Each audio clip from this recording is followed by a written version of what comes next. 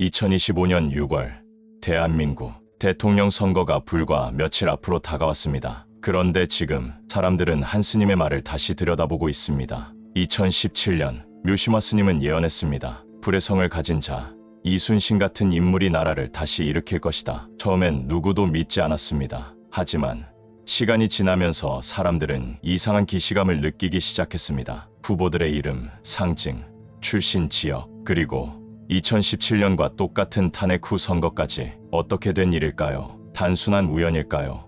아니면 이 예언은 우리가 애써 외면하고 있던 미래의 경고였던 걸까요? 8년 전 남겨진 한 문장, 그리고 지금 그 문장이 현실과 맞물리는 순간 우리는 지금 예언과 정치, 신비와 권력의 경계선 위에 서 있습니다. 이제 묻습니다. 2025년 대한민국의 다음 지도자는 정말 예언된 인물일까요? 2017년 대한민국은 경랑의 중심에 있었습니다. 탄핵, 조기 대선, 광장의 분노, 그의 봄, 사람들은 혼란과 불신 속에서 새로운 질서를 갈망했습니다. 바로 그 시기, 한 불교계 인사가 조용히 입을 열었습니다. 묘시마 스님, 그녀는 당시 언론이나 정치권에 알려진 인물이 아니었습니다. 하지만 단 한 문장으로 전국을 뒤흔들었습니다. 불을 품은 이가 이순신의 그릇으로 나라를 다시 세울 것이다. 당시는 대부분이 흘려들었습니다. 그러나 시간이 흐르면서 그 말은 단순한 예언을 넘어 현실 정치와 맞물리는 수수께끼로 남기 시작했습니다.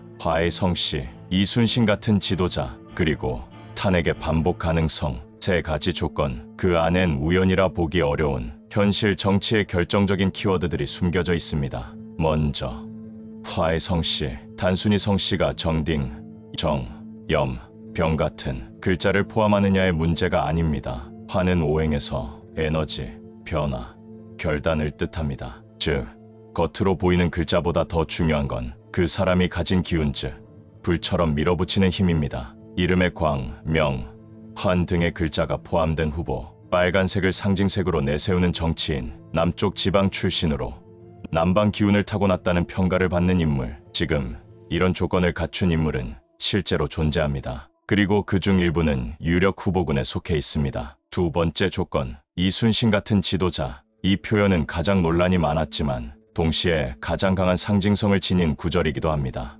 이순신은 단순한 명장이 아닙니다. 불리한 전세 속에서도 지략으로 전세를 뒤집은 전략가이자 나라가 무너져가는 와중에도 마지막까지 포기하지 않은 결단가였습니다. 이순신의 리더십은 세 가지로 정리됩니다. 지략, 결단, 그리고 도덕성. 이 세 가지를 고루 갖춘 인물. 지금의 위기, 즉 경제 침체, 외교 갈등, 사회적 양극화 속에서 국민들이 본능적으로 찾고 있는 지도자의 이미지와 일치합니다. 그리고 세 번째 조건, 탄핵의 반복 가능성. 이 구절은 단순히 공포를 자극하는 문장이 아닙니다. 지도자의 자질, 즉 통합과 신뢰, 도덕성과 책임감이 부족할 경우 과거의 혼란이 다시 찾아올 수 있다는 경고입니다. 8년 전 스님의 말이 지금에 와서 재조명되는 이유는 바로 여기에 있습니다. 예언은 예측이 아니라 조건입니다. 국가적 위기 앞에서 우리는 어떤 리더를 선택해야 하는가? 묘시마 스님의 말은 그 질문에 냉정한 잣대를 제시하고 있습니다.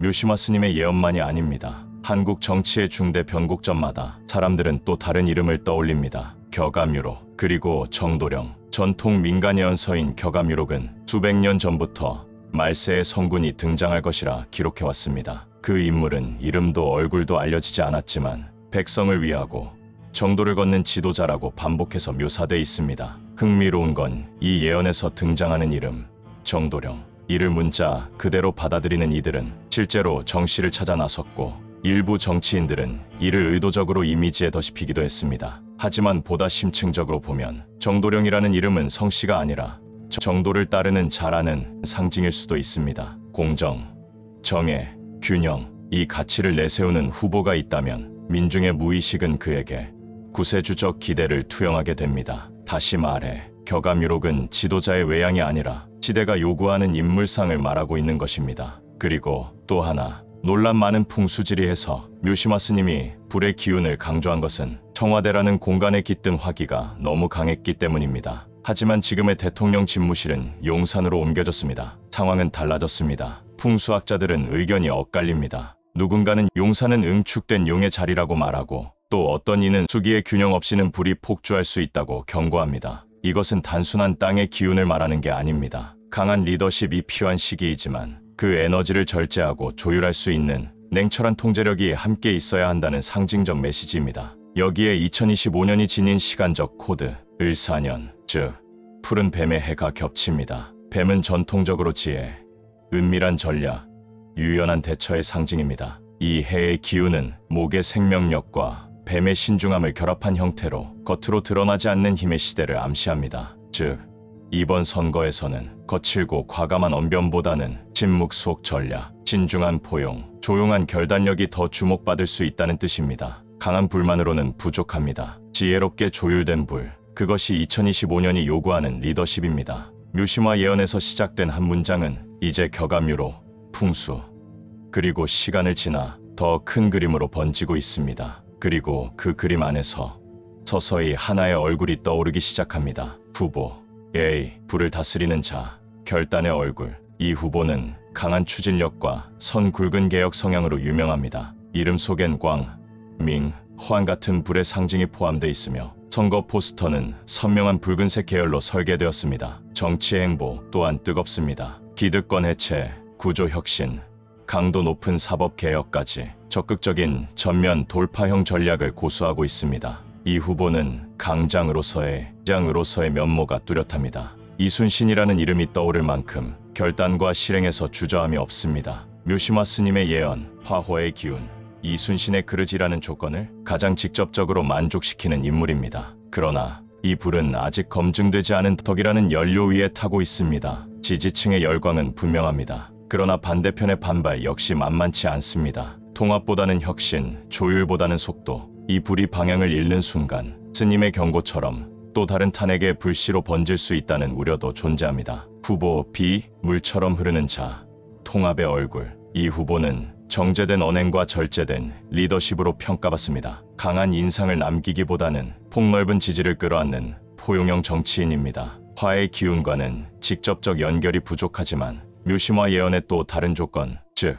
덕장, 도덕성, 국민 통합의 상징성과 격암이록이 말한 정도의 지도자 이미지에는 가깝습니다. 게다가 풍수적으로 해석할 때 용산의 수기를 안정시킬 조화형 리더십으로 일부 전문가들은 이 후보를 지목하기도 합니다. 2025년 을사년 푸른 뱀의 해, 은밀한 움직임, 지혜, 포용. 이 해의 기운과도 자연스럽게 어울립니다. 그러나 조용한 리더십은 때론 존재감 없음으로 읽히기도 합니다. 강력한 위기 대응 능력, 급변하는 상황에서의 돌파력 부족은 이 후보의 치명적 리스크로 지적됩니다. 후보 C, 틀을 깨는 자, 낯선 얼굴. 정치권 바깥에서 등장한 이 인물은 기존의 룰을 전면 거부합니다. 낯선 언어, 파격적 공약, 정당이라는 틀마저 거부하며 제3지대에서 단숨에 중심으로 올라온 존재입니다. 그는 불도, 물도 아닙니다. 그러나 격암유록의 일부 해석자들은 백미부득생 기존의 모든 기준이 무너지는 시기,